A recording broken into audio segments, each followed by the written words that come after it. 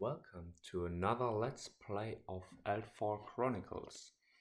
As you can see here, there is a cache in the middle of the terrain because today we are playing Secure the Artifact. It's quest number 11 and our two factions today are the Empire of Soga with the Kitsune Spellmaiden, two Bushi Attendants and a Clan Champion, against the Helion League with the Helion Expatriate with the Adept Shaper and First Aid upgrade, an unupgraded Citadel Guard, and an Expatriary Hierophant with the Gift of Longevity. In this quest, the whole deal to earn victory points is first by unlocking the cache, which can be done by using either an agility or an intelligence roll by declaring an interact action. And afterwards there will be an arcane artifact which is placed into the inventory of the respective model, and you can get victory points either for unlocking the cache, which gives 3 victory points. You get 2 victory points if you have the arcane artifact in your inventory, or you get 2 victory points if you left the field with the artifact in your inventory.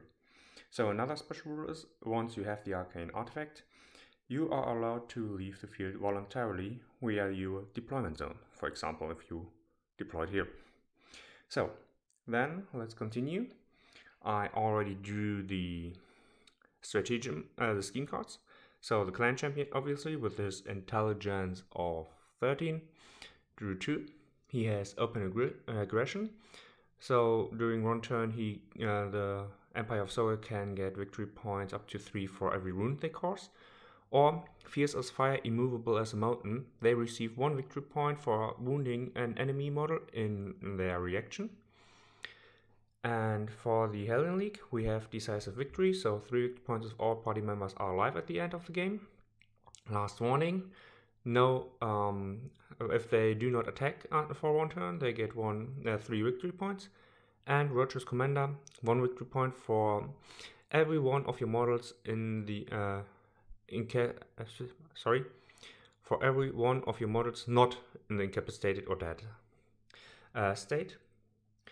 So basically, if all are alive, gain 3. For every model a little bit more secured, all or nothing, or something about for every part. I think I will try for the Empire of Soga, the fierce as fire, immovable as a mountain. I think that might be interesting. And for the Helion League, I would choose the decisive victory. Last warning is also quite interesting, and one day I will try it, but not today. So now, the black die will be for the Empire of Soga, and the white die for the Helion League. Let's see with a moral of 12 for the Helion League, and a moral of 17 for the Empire of Soga. Who will decide? Oh, 2 high rolls. So we have the maximum of 32 for the Helion League, but 35 for the Empire of Soga. Therefore, the Empire of Soga is allowed to decide which part they will choose, deployment zone, or who will deploy and priority. So the Empire of Soga wants to choose that they will deploy first and that they will deploy alternating, while the Helion League with this is allowed to choose the deployment. Actually, they choose that they will start first, so deploying first and having the first turn. The Helion League is allowed to choose the side, and they will choose this side, and they decide alternating deployment. So Helion League over there, and the Empire of Soga over here.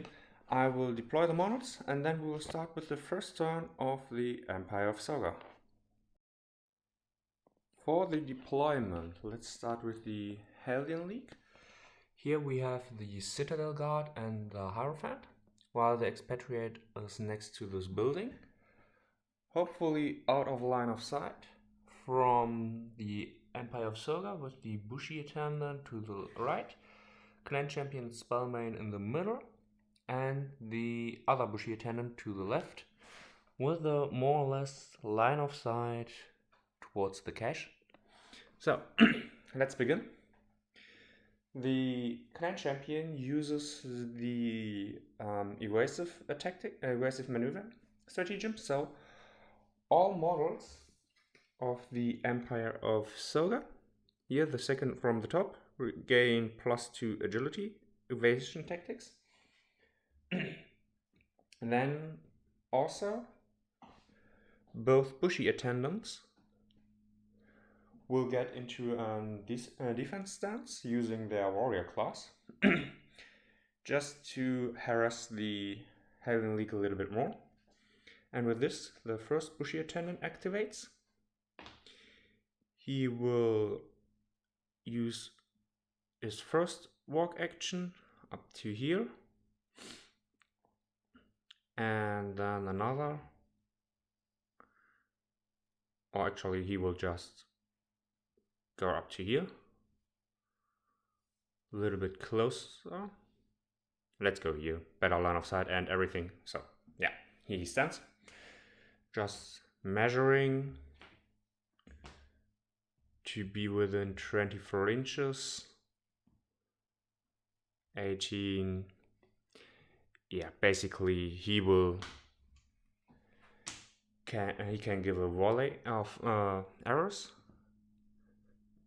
not forgetting his activation token. The another Bushi attendant will walk 5 inches up to here and another 5 inches up to here,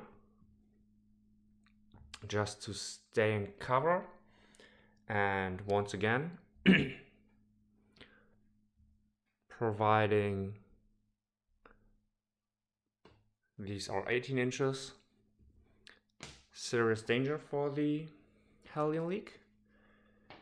Next, the Clan Champion with 5 and 10. He will run up to here. Next, the Kitsune Spellmaiden will also run 6 inches and another 4. She will stay a little bit more defensively. During all this, the Helion League stays put. And next, the Clan Champion, I think he will assume, I think he will try to unlock the cache. So he will activate, move next to the cache and do an interact action. Let's see if the Helion League is able to react to it. Just having a look at the spells. Range of up to 16 inches. These are 12. And yeah, he is within reach. With this, the Hierophant will activate. And the Hierophant... Oh, sorry. I looked at the Art of Enchantment. Smite... Where is the reach? 16. Nevertheless, 16 inches. Okay. So, with 16 inches, she can, definitely cast Smite, which is what she will do. And with Smite, she will need 16 or less. This is a 12. This is enough. The Clan Champion is not allowed to dodge because he used an interact action. So, large template, which is only him with a 5 inch. I don't have the template within a reach for me. So, now the power is the moral of 12. The Clan Champion has an armor of 5, therefore a 7 or less to wound. It's a 15. It would have been nearly the 7, but it isn't enough. So with this, the clan champion tries an intelligence roll to open the cache, or unlock the cache. With a 19, it is not enough. So he stays where he is. And now the short bow has a maximum reach of 40 inches. Let's see if he can aim 24 up to here. Okay, definitely within reach. But then he will first use a move action to get a better line of sight and shoot at the Hierophant. This will activate the Protector ability of the Citadel Guard, who will also use a dodge to get in front of her. Now, since the Bush Lieutenant used the defensive stand, he has only one attack, and I will roll at the same time the dodge roll of the Citadel Guard. This is not a confrontation roll. So, agility 10 for the Citadel Guard, and +3 armor against range attacks, while the Bushy Attendant needs a 12 for his accuracy. So the Citadel Guard does not manage to dodge, therefore we can have a look at the roll of the Bushy Attendant. With a 15 he is not able to hit, especially since he received a -4 penalty for the war. Now this Bushy Attendant has a clear line of sight at the Helion Expatriate. Let's see if the Helion Expatriate is within 24 inches. And he is, therefore no penalty. And he is, therefore no penalty. The Expatriate will use his reaction to dodge. Once again, only one attack die for the Bushy Attendant because of the warrior stance. No contested roll.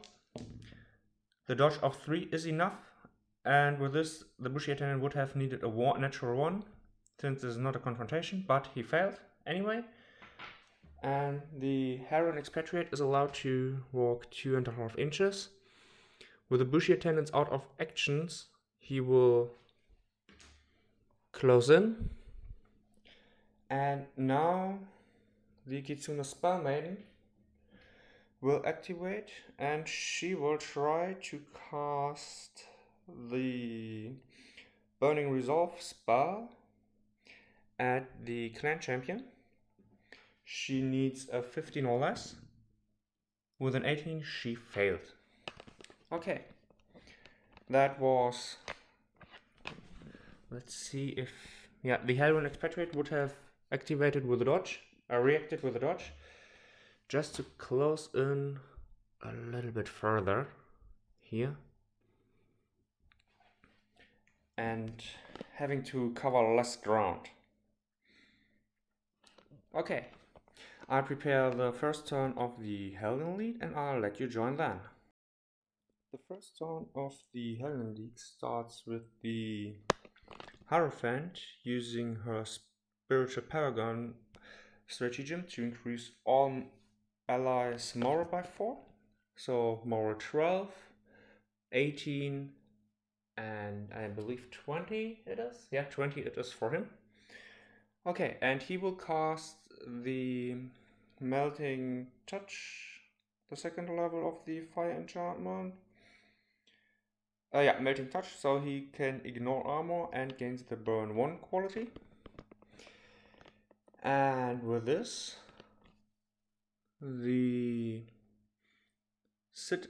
now let's begin with the Expatriate. He will begin and activate. He will use a run action. He will use a dodge action. Yeah, he will use a dodge action so that he can walk 5 inches up to here. And of course, both Bushy Attendants will react. They will react by attacking. as I said, dodge action from him. So first activation, this Bushy Attendant, 2 attacks because of his warrior stance, 1 die for the dodge. The Rin needs, what is his agility? Agility of 10, therefore he has 10 or less, and the Bushy Attendant needs a 12 or less to hit. Once again, no confrontation. A 2 is enough to dodge successfully, unless the Bushi would have a critical roll. With a 5 and a 15 it is not. Therefore, the Bushi Attendant missed. The second Bushi, now the same. Let's see what this roll will happen. A 12 is not enough, and the Bushi rolled a 2 and a 5, which both are enough to hit. Now the Helion Expatriate has an armor of 6, and the Bushi Attendant has a power of 13. Therefore he needs a 7 or less to wound. It's a 9 and a 20, so the armor saved the Helion Expatriate, but since this was a dodge, he is allowed to dodge 2.5 inches further. Here we go. And he gets within 2 inches. He stays outside of 2 inches, but closes as far as possible in. Here we are, just outside. Next, the Hierophant has a movement of 5. So with this, she would be able to get up to here. And then let's see, with 16 inches, she would be able to cast a smite 1, 2, 3, 4 up to here. And 2.5 inches. This would, okay, she can place it a little bit. She would be able to hit this Bushy Attendant, but further here, this is definitely within reach. She's exactly within 16 inches, and she could be able to pose a serious threat to these two. So I will read a little bit up on the Hierophant Clairvoyance ability and grab the templates, and I'll let you know about my decision in a short moment. Okay, I read up on Clairvoyance. It was faster than expected, and basically in the reaction it has a lot of benefits, and in the active role they are allowed to use their full modifier, their full ability score instead of their half modifiers when casting spells without line of sight. So with this, she will activate. She will walk up to here to stay within cover. And with this, while she's still in cover, she would try to cast with 16 inches. She comes up to this Bushy Attendant, and she will cast her Smite spell, which is the large template, so only this Bushy Attendant. And since the Smite is targetless, armor piercing and burn 1. Let's check. The Bushy Attendant has no line of sight because of the tree. And because of this, no line of sight, he's unable to react. So, let's see, 16 or less. It's a 10, this is enough. And since she has increased her moral with the Spiritual Paragon, it has now a power of 16. And the armor piercing halves the armor of 4 of the Bushy Attendant down to 2. Therefore, 14 or less to wound the Bushy Attendant. And it's a 20. This is not enough. But all the set, she'll try again. Now she will try to smite the clan champion, who will react with a dodge. And additionally, this Bushy Attendant will try to shoot at the Hierophant. So I will start with the shooting of the Bushy Attendant. with a modifier of -4 because of the terrain. He needs an 8 or less, therefore this is one hit. She has an armor of 4, power of 13, so he needs a 9 or less. With a 3, she is wounded, and since she only has 1 hit point, she is incapacitated. I'm not sure, let me just grab the Citadel Guard if she's able to use her... Will only be used in the reactive role. Okay, Protector is not on the field, so she will go down. So, declaring her action, Bushi attending reacts, and then I think the turn order is that they will do their action. Let's just have a look at the turn order once more.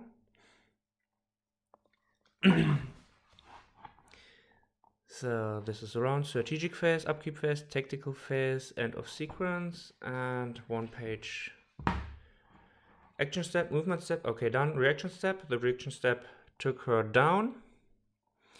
And after the reaction step would be the reaction step would be the action step. So the action will not happen because she's down. And with this, receive 1 victory point for wounding an enemy model in reaction. I will just grab 1 die. Come on, get out. And it's turn 1 still. The Empire of Soga scored 1 victory point. She's down. How to proceed?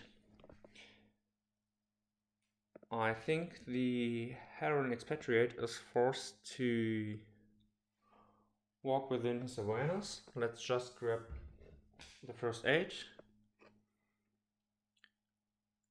Non-dead model with its upgrade awareness and removing an incapacitated may use it on itself. Okay, so within the awareness, and the awareness of the Helion expatriate is 10 inches. So he could stay where he is, but that would be not the wisest decision. Therefore, the Citadel Guard will activate first, or next, and run. 4, 5, 6, 7, 8. She will run again. Yeah, she will run again. And this Bushi attendant will activate. He will attack, so while she's running into contact, he will attack, and he will also... No, he will stay where he is. Bushi attendant needs a 12 or less to hit the Citadel Guard.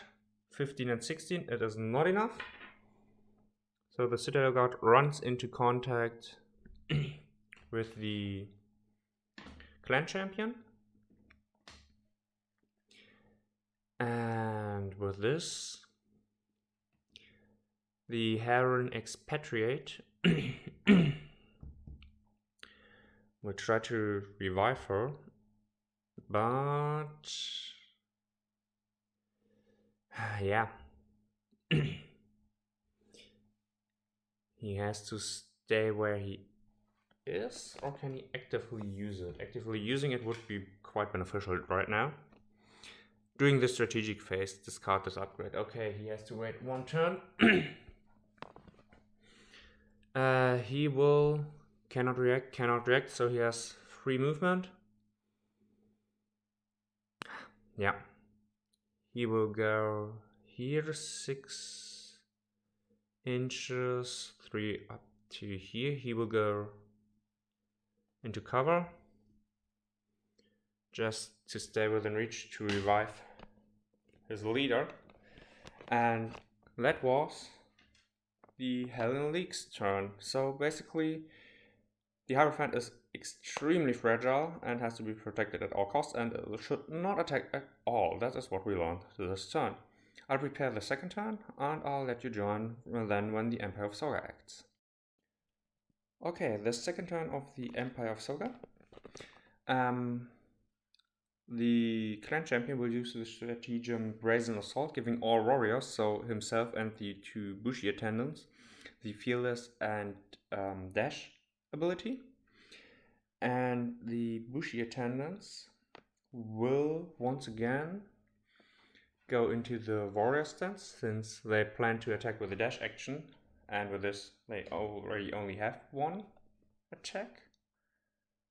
No, only he will do that. This one has other plans.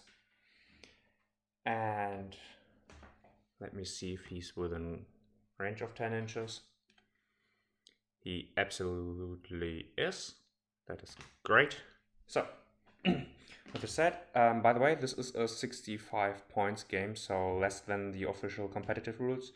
I enjoy the smaller games a little bit more, even with a smaller scale, and would have allowed potentially the Helion League another model, but yeah, here we are. Okay, all this said, this Bushi attendant will activate first. He will use a dash action and dash into contact with the Citadel Guard. To attack her, the Citadel Guard will just take the hit. So the Bushi attendant needs 12 or less to hit her. With an 8 he is able to hit her. Because of the fencing 1 it is a -3, so therefore 9 or less. And the shield also confers another -3 to incoming melee attacks to the front, which is the case. Therefore 6 or less, and the Bushi attendant misses. Next, this Bushi attendant activate. He will also use a dash ability to assault the Helion Expatriate. The Helion Expatriate on his hand will react. He will react with an attack on himself. So we have a confrontation. The Bushi attendant needs a 12. The Helion needs a 13. The Helion hits, the Bushi misses. Helion has a power of 12, the Bushi armor of 4, therefore 8 or less. With a 10, this is not enough to wound the Bushi attendant. I will save the engaged markers. And now the same Bushi attendant will activate, and the Helion will once again react. This time the Helion will try to... Will he dodge with an agility of 10? No, he will try to defend himself. So another confrontation.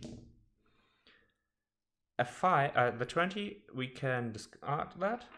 The 3 of the Bushi attendant is not enough to defeat the 5 of the Helion. Once again, the Helion Expatriate wins, 8 or less. And with a 2, he is also able to wound the Bushi attendant.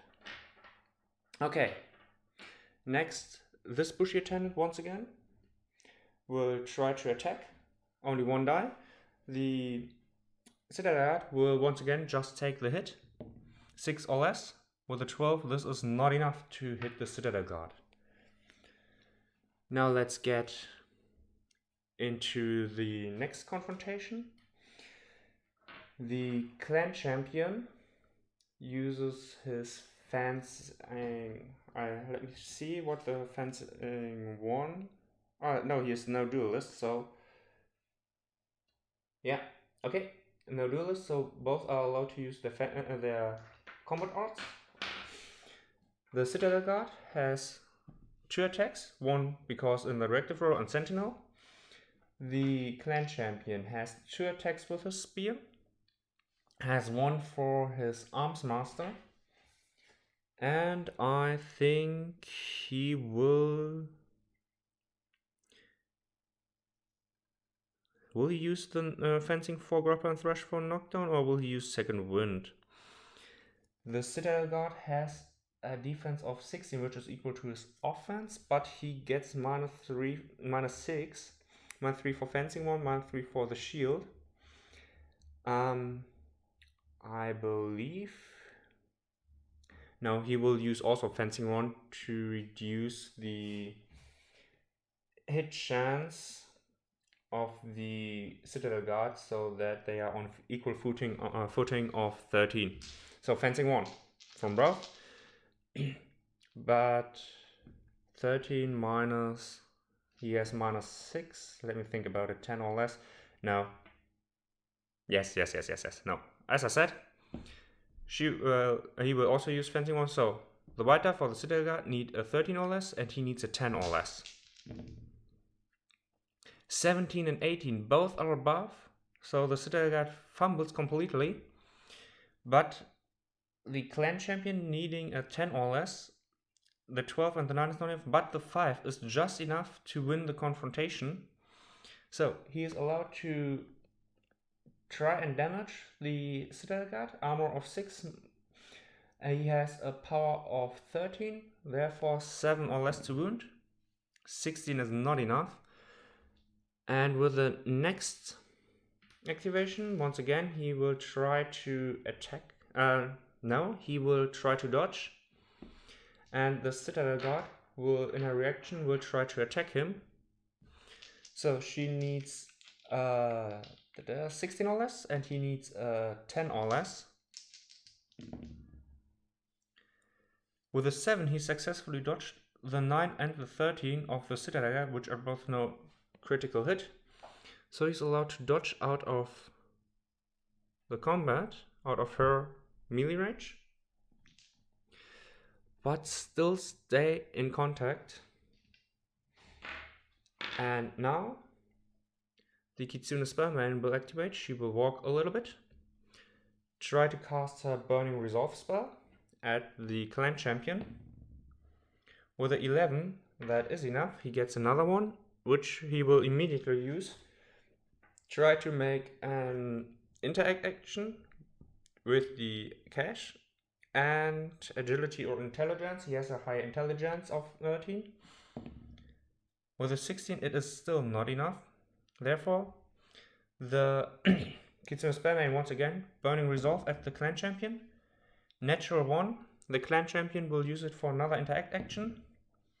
14, still not enough. Okay, this was the turn of the Empire of Soga. They lost 1 wound at the Bushi Attendant, but they incapacitated nothing. Still, the Hierophant is incapacitated, which will change in the next turn, and the cache is still locked. So I prepare the Helion League second turn, and I'll let you join then. The Helion League strategic phase starts with the Helion Expatriate using the first aid upgrade on the Hierophant to revive her. The Hierophant, since the upkeep phase is afterwards, is not allowed to use any stratagem, but the Expatriate, will still use his artificial class to cast Melting Touch onto himself to ignore armor again. So, without any stratagem, the Helion Expatriate immediately will begin and will attack the Bushi Attendant. The Bushi Attendant, with a defense of 10 and an agility of 10, will try to dodge the attack. So, with a 20 he failed to dodge, and the Helion Expatriate manages to hit him with a 9, so only a single hit. He needs 12 or less to wound, because he's ignoring armor. It's a 10, which is enough, and since he has the Burn 1 quality, he can see with another 12 or less. 17 not enough to incapacitate to kill the Bushi Attendant immediately, but the Burn quality had another ability characteristics. Let me just try and find it. Burn suffers a wound if this wound would cause the model in the dead state. This not happened, so he's still there. But if this wound would have caused the dead state, the Bushi Attendant would have been removed from the field. So that is done. Now the Hierophant will activate melee out of reach. She will nevertheless try to stay out of line of sight, even when there is a window. Then she can go up to here, completely out of line of sight. Because of her clairvoyance, she does not need any line of sight, and with 16 inches, she can comfortably cast spells here. She will cast again the Smite spell, and she will place the Smite here, since it is targetless. With this, the clan champion will try to dodge just to avoid the... He has no line of sight, he cannot dodge. Sorry. So, needing a 16 or less to cast the Smite. 9 is enough. The Smite has only a power of 12, minus the reduced armor of 5, reduced down to 2. Therefore, 10 or less to wound the clan champion. It's a 6, this is enough. The clan champion receives a wound. He will also suffer a burn 1 hit, so 12 or less for another one. This is an 11, which is enough to give the clan champion another wound, but he's still standing because he has 3. And the Hierophant will try another smite, same procedure, and a 20 is not enough. She has the Vitalist and the Mage, but she has no activation points left, so she's unable to reroll. And now the Heron Expatriate with a 5 inches could get into reach of the clan champion, but not within the bushy attendant. Yeah, he will try and attack. No, he will not try. He will use a run action. 5.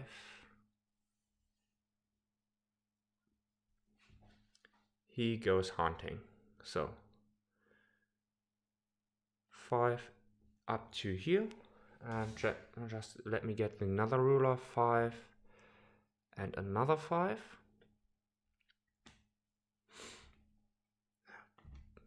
Let me just clean up this mess. Here we are. Good. He will try to hunt down the Kitsune Spellmain. And the Citadel Guard, since she's in the confrontation, she's only allowed to attack or engage, so she will... Will she? He has the defensive stance, so he would have 2 attacks, she would have only 1. Unless she's using her short sword.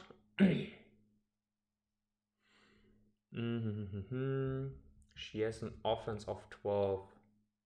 Yeah, she will try attack with her short sword, and the bushy attendant will try to defend with his short sword. So 2 strikes against 2 strikes. Now the bushy attendant will... I just remembered that the Citadel Guard does a lot more penalty, so she will attack with her small bludgeon and the bushy attendant will try to dodge. Small bludgeon failed, dodge failed, so nothing happened except that the bushy attendant is allowed to move and potentially cancel the confrontation, which he will. Dodge is up to here. And the Citadel Guard, will she try? The Citadel Guard will activate. I just hit the terrain. The Citadel Guard will activate. She will walk into contact with the clan champion, who will attack the Citadel Guard and make a confrontation out of this. The Citadel Guard has only 1 attack. The clan champion will try to use his Arms Master and Second Wind to get 4 attacks. -6 for him. She -3. Therefore, the Citadel Guard needs a 9 or less. And the clan champion has a defense of 12. He needs a 6 or less. 18 is not enough, but the clan champion managed to get 2 hits and win the confrontation. And he needs a power of 13, armor of 6, 7 or less. A 5 is enough to put a wound onto the Citadel Guard, and this was another reaction of the Empire of Soga. And now the Helion Expatriate will use his Ranger ability to get closer to the Kitsune Spellman. So here we are at the end of the turn of the Helion League. One Bushi Attendant is down, 3 models left. I prepare the Clan Empire of Soga's turn, and we will see what happened next. The third turn of the Empire of Soga starts with the Clan Champion in the strategic phase using the evasive tactics to give all Empire of Soga models +2 agility, increasing the Kitsune's agility to 16. And we will start with the Kitsune Spellman, who will use the Flare spell, which has a reach of 3 inches. And the Helion Expatriate cannot make a confrontation out of this, so he tries to dodge it. Now let's see. The Kitsune needs a 15. She failed. And since she only has a mystic ability class, she's unable to reroll it. And the Helion Expatriate dodges into contact with her. And now the Bushi Attendant is unable to reach him with his 5 inches. And the Bushi Attendant will make a run action. 5 to here. And another 5 up to here. And the Hierophant will try to cast a smite onto him. With a 4, this is enough. Large template, definitely hit. 12, reduced by the armor of 4, armor piercing only armor 2, so therefore 10 or less to wound. 14 is not enough. This inspires the Bushi Attendant to make another attack or walk action, and in 1 hit. Let me just have a look at this. Does the need a ritual? Entities and models with the customer are negated. Okay, this is not helpful. Once hit with the become blinded. I definitely need more practice with the Hierophant. She has so many spells. It's all creative miracle, is a healing, a sorcery, a bomb. Yeah, she would cast Protective Barrier. I will try that spell onto herself, because this enchantment negates 1 hit. So 5 inches is enough to get into contact with her. So the Bushi Attendant has 2 at 12 or less. She has 1. Now she will try to cast Smite, because this would be a confrontation she would be able to cancel potentially his offense of 12. A 9 is enough to beat the 5, but not the 11. So the Bushi Attendant hits. He needs a 9 or less to wound. It's an 18, which is not enough. Good. These 2 and these 2. The Kitsune will try to dodge, while the Helion will attack her. Nah, will he? Will he not? We will start here. The Clan Champion will activate. He will try to dodge the Citadel Guard, while the Citadel Guard makes an attack with a small bludgeon. So evasive tactics 12 or less.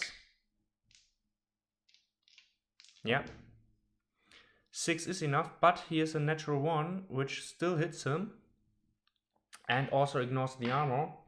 So power 15, and it is a 15. Here we are. So this natural hit, this natural one hits the clan champion and causes him, already burned, to become incapacitated. Now the Kitsune spell main makes another attempt with a flare spell, and the Helion expatriate makes a confrontation out of it. White needs a 13, black needs a 15. 16 is just above, so the Helion expatriate wins. The Kitsune spell main has an armor of 1, 11 or less. 14 is not enough. Okay.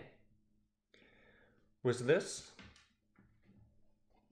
the Empire of Soga's turn was quite devastating because the clan champion fell.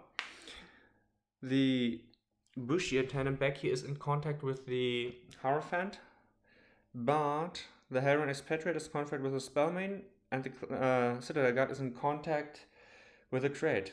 So let's see what happens in the Helion League's third turn. The Helion League starts with the Hierophant in the strategic phase using the Nursing Aura ability. She can select up to 3 models, 1, 2, and 3, and they will regain 1 hit point. Therefore the Citadel Guard is fresher. Then this is followed by the Citadel Guard using a run action up to here. Sorry, wrong side. And now the Citadel Guard will walk into contact with the Bushi attendant, carefully placing her here.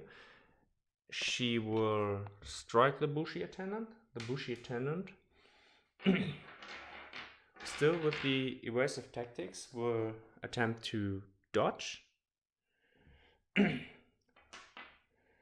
Citadel Guard will use a small bludgeon, so 1 die for her. The Bushi failed, but the Citadel Guard hit with a 3. So, reduced armor of 2, the Citadel Guard needs 13 or less to wound. And as you can see here, we have a 13. So this Bushi attendant is also wounded. And he's allowed to dodge. He will just walk around. And now the Hierophant will try to cast Blinding Light, which uses the small template. It has a strike of 2, and models will be that are hit by the spell will get the blinded spell and will get the blinded state, and blinded causes them to have no line of sight except to themselves and are unable to do any other action than dodge, assist, and nothing. The Bushi attendant will try to make a confrontation out of it. Despite him currently having the better agility, now he will dodge. He will try to dodge the blinding light and avoid his gaze. 2 and 16, these are 2 hits, and the 18 to dodge is not enough, so the Bushi attendant is blinded. And the Hierophant will use it, since they are still in the engaged state, to use a dodge action and walk 2.5 inches out of contact with the Bushi attendant and next to the Citadel Guard and already in base contact. Now back here we have another conflict with the Spellmain and the Expatriate. I was missing the word, sorry. The Expatriate will attack and the Spellmain will react by using the Flash spell because she has a moral of 15 and the Expatriate has only an offense of 13. Let's see what this will happen. The 3 would have been a better dodge, but with this, 2 hits of the Helion Expatriate, from the Helion Expatriate, Ignoring armor, he needs a 12 or less to wound. 8 and 12, these are 2 wounds. The burn ability, 5 and 1. So these are 4 wounds on the Spell Maiden. And because of the burn ability, nothing is left of her. And she's completely removed from the game. And with that, the Helion Expatriate can walk far. He will, yeah, it doesn't matter if he uses a run action or his other ability, his ranger class, to get in contact with the cache. So, this is the third turn of the Helion League. Only one clearly wounded Bushi Attendant is left.